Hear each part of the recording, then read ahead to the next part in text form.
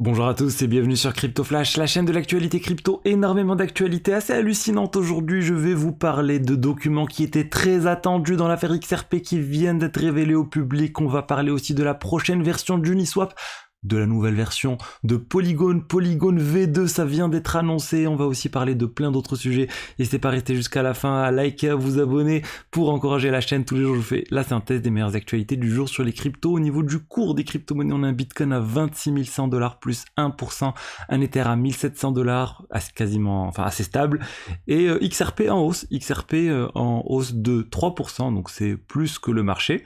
On va en parler. Alors, je voulais maintenant parler de XRP. XRP, donc c'est assez attendu ce qui vient de sortir, le discours de Hinman.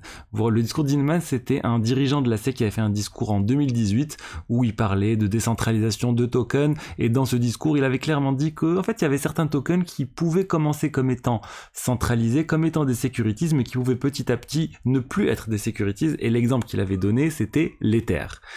Et ça fait maintenant quelques mois, j'ai envie de dire plus d'un an même, que dans le combat de la SEC contre Ripple, Ripple demande à obtenir les discussions qui ont précédé le discours de Hinman, comment la SEC a échangé sur ce discours, comment ils ont acté ou non le fait par exemple que Ether n'était pas un security, et le document a été publié. C'était vraiment quelque chose qui était teasé depuis longtemps par les fans de Ripple, par les cofondateurs de Ripple, comme quelque chose qui allait vraiment aider Ripple dans son combat contre la SEC, et du coup j'ai analysé tout ça. On peut voir voilà, des commentaires internes à la SEC, il y a 13 pages à peu près de documents, en fait c'est le discours qui est annoté. Mais concrètement, c'est pas non plus quelque chose qui va changer la phase du procès de Ripple, à mon sens. Je vais vous résumer l'affaire. On a le Chief Legal Officer de Ripple qui a publié une vidéo sur le sujet où ils expliquent tout ça, pourquoi c'est bien pour Ripple. Mais en fait, ce qu'ils nous disent, regardez, on va ouvrir cette vidéo, et ce qu'ils disent principalement, c'est que la SEC, en fait, a créé de la confusion avec ce discours. La SEC, en fait, avait constaté que ce dont allait parler Hinman n'était pas quelque chose de correct, n'était pas quelque chose qui respectait la loi. Excusez-moi, il y a le discours qui s'est lancé. Et en fait, ils disent, écoutez, vu que Hinman a fait tout ça, vu que Hinman n'a pas écouté les conseils de la SEC qui disaient, il ne fallait pas aller, par exemple, jusqu'à parler de l'Ether, il fallait pas dire que le fait que le fondateur que les personnes qui avaient créé le token n'aient plus beaucoup de tokens, c'est pas quelque chose qui va dans le sens d'être insécurité ou non. Globalement, la SEC dit que Hinman n'a pas respecté, enfin, c'est Ripple qui dit ça, mais leur compréhension, c'est que Hinman n'a pas respecté la loi, Hinman a créé plus de confusion que ce qui était nécessaire, et Hinman a inventé des choses en fait. Hinman, il a inventé des choses, comme des règles pour dire que c'est ou non un security, et il ne s'est pas basé uniquement sur le Howey test. Donc bon, voilà pourquoi Ripple pense que c'est bien, mais honnêtement, dans ce discours, moi ce que je vois, c'est surtout des choses qui sont assez pro-Ethereum. Il y a Gabriel Shapiro qui nous dit que c'est surtout bien pour l'Ether ce discours, parce qu'en fait, ils disent clairement, ils ont échangé avec Vitalik sur le sujet, et pour eux, l'Ether n'est pas considéré comme un security, et la SEC a même dit, ils ont mis en garde Hinman de ne pas mentionner spécifiquement l'Ether, parce que ça allait complexifier les choses si un jour la SEC voulait se retourner contre l'Ether, et c'est peut-être ce qui va se passer maintenant, mais voilà, pour moi c'est plus pro Ether que pro Ripple en fait, toute cette affaire. Mais on va voir si dans le procès ça va leur servir, est-ce qu'ils vont réussir à faire en sorte de se protéger, de se trouver un argument qui va aller dans le sens de Ripple, en disant par exemple vous avez échangé avec Vitalik sur le sujet, mais est-ce que vous avez échangé avec nous? Il y a tout un terme juridique autour de ça, la fair legal notice, ils n'ont pas été suffisamment notifiés sur le sujet au préalable. Enfin bon, il y a plein de choses, mais moi honnêtement je vois pas grand chose. On va parler maintenant de Polygon V2, la nouvelle version de Polygon a été annoncée, c'est sorti hier et ils viennent d'annoncer le prochain Polygon. C'est quoi en fait? C'est une mise à jour de Polygon, et c'est surtout une vision de ce que va être Polygon pour eux dans le futur, et concrètement ça sera quoi? Ça sera plusieurs chaînes, des solutions de niveau 2, j'en parle régulièrement sur cette chaîne, et des ZK Powered L2 chain, donc les Zero Knowledge solutions niveau 2. On n'est pas sur des technologies de type optimistique plutôt, comme Optimism et Arbitrum. C'est une technologie différente, un peu plus complexe, qui a mis plus de temps à sortir, et c'est pour ça que Polygon a un retard sur l'aspect solution de niveau 2.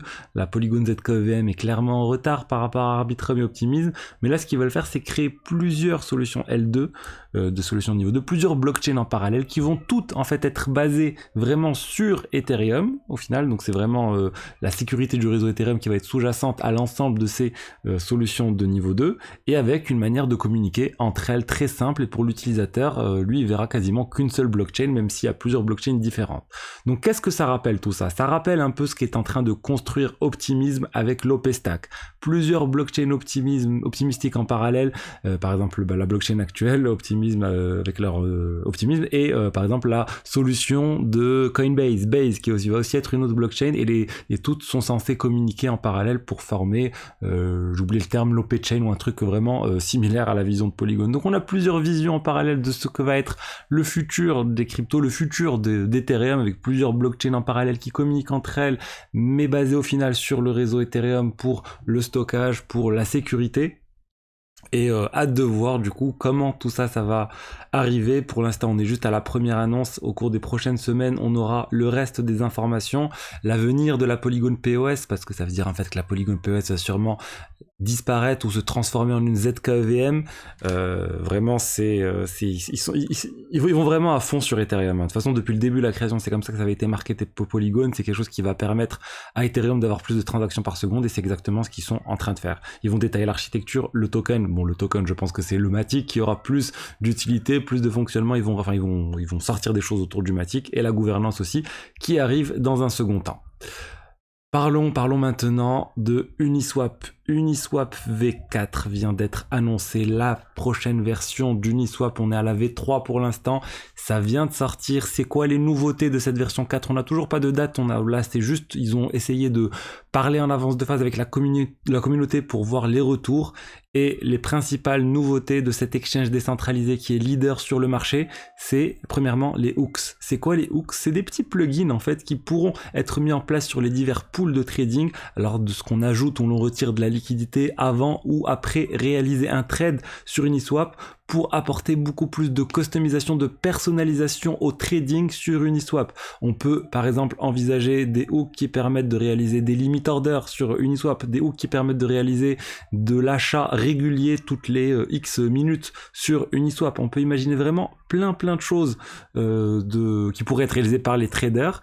Et aussi la nouveauté, c'est que toutes les pools seront au sein d'un seul singleton. Toutes les pools de trading seront au sein d'un seul et unique singleton. C'est quoi un singleton? C'est un seul smart contract. Tout sera dans un seul smart contract. Pour déployer une pool de trading, on ne faudra pas redéployer un smart contract. Ça va changer quoi? Ça va changer que ça va être beaucoup moins consommateur en gaz sur Ethereum et sur les autres versions de blockchain où Uniswap va être déployé.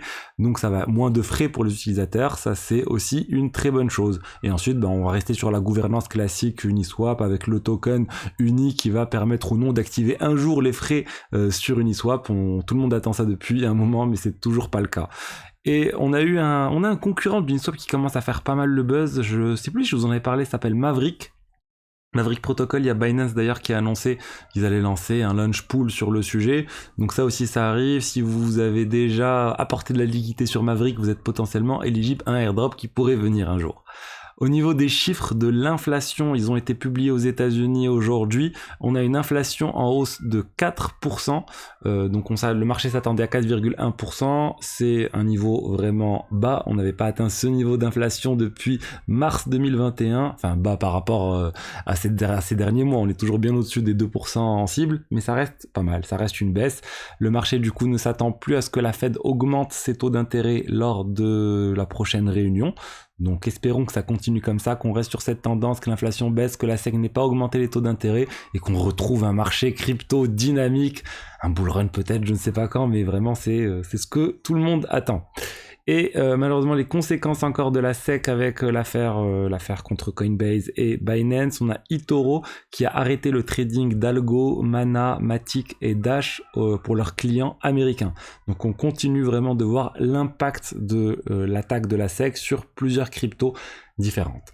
Donc voilà ce que j'avais à vous dire aujourd'hui sur l'écosystème crypto. J'espère que le contenu vous a plu. Si c'est le cas, n'hésitez pas à liker, commenter, vous abonner, vous inscrire du coup sur BitGet. Il y a les $50 à gagner pour tout dépôt de $25 minima. Ensuite, je ferai le tirage au sort et je vous dirai les 10 personnes qui ont remporté les $50. Enfin, je vous dirai quand j'aurai fait le tirage au sort et je leur virerai directement, ou BitGet leur virera directement l'argent. Donc voilà ce que j'avais à vous dire aujourd'hui et je vous dis à demain pour la suite. Au revoir.